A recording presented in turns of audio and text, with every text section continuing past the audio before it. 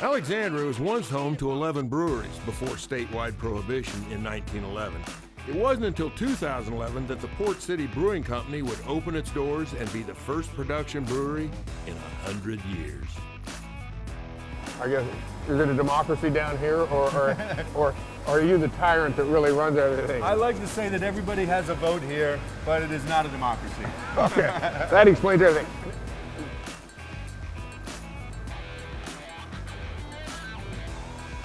I'm gonna hate leaving here. Well, let's see what else you got over here. They just keep getting better. What do you have for dessert?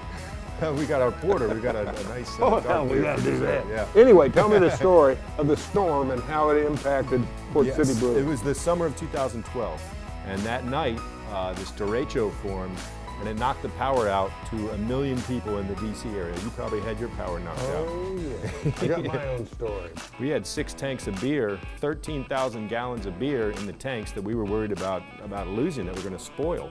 5 of the 6 tanks were going to be okay because they were through the primary fermentation. It was the 6th tank of that Pilsner that we had just brewed the day before that was bubbling away and fermenting actively, and it was rising in temperature, and there was nothing we could do about it. So the beer ended up fermenting out at about 65 degrees, which is way warmer than you want to ferment a lager at, and it actually changed the character of the beer from a lager to something else called California Common, and it's also known as steam beer.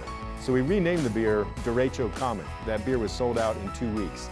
We decided to brew it again the next year, this time on purpose. And Jonathan has changed the recipe up, and having the time to actually plan a beer to brew intentionally this way, Jonathan's been able to really improve the quality of the beer and make it something that we're all really proud of.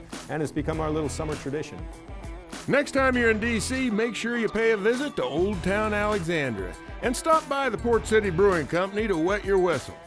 That's it for today. Hope to see you next week for more Brew Stories.